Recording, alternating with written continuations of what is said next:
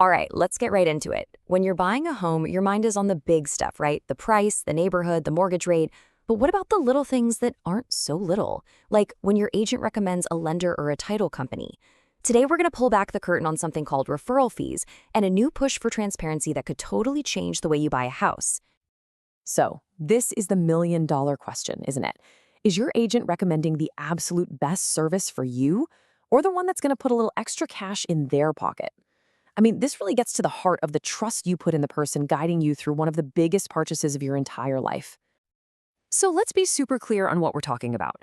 A referral fee is basically a commission, a kickback. Your agent points you to a service, you sign on the dotted line, and they get paid for it. Now, it's not illegal, but it definitely makes you think, right? Who's really getting the best deal here? And that leads us right into our first big point, this whole question of transparency. Because when money is moving around behind the scenes, you, the person writing the giant check, you really deserve to know what's going on. Here's the problem in a nutshell. Look, your agent has a legal duty. It's called a fiduciary duty to act in your best interest. But what happens when their best interest, like getting a payout, conflicts with your best interest, like getting the lowest mortgage rate? That's a huge conflict. And without transparency, you're the one making a massive financial decision completely in the dark. Now, you'd think the big national organization for realtors would be all over this, making sure things are clear and fair. Well, what they did, or rather what they didn't do, is what makes this whole story so interesting. Let's look at what happened. On the surface, this sounds amazing.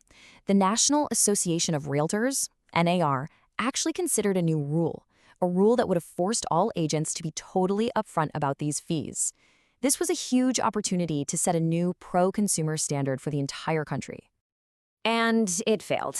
The industry had this golden opportunity to make transparency the law of the land for all its members, but instead, they voted to keep things just the way they are. And that no vote, well, that's what really lit a fire under some people. So with the national organization basically sitting this one out, a few individual companies decided, you know what? Fine, we'll do it ourselves.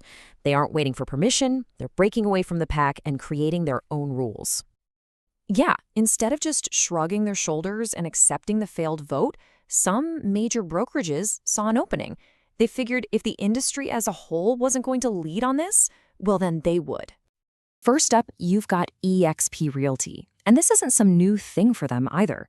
The Consumer Federation of America has already given them props in the past, calling their approach fundamentally pro-consumer. So yeah, they've got some serious street cred when it comes to looking out for buyers and sellers. And their consumer choice form is a total game changer. It's so simple, but it's incredibly powerful. First, it acknowledges that, yeah, your agent is probably going to recommend someone, but then, and this is the crucial part, it explicitly tells you to go shop around, to interview at least 2 different providers. It's all about putting the power right back where it belongs, in your hands. Then you've got another major player, Benchmark Realty. And wow, they did not mince words. This statement just cuts right to the heart of it. Clients deserve total clarity.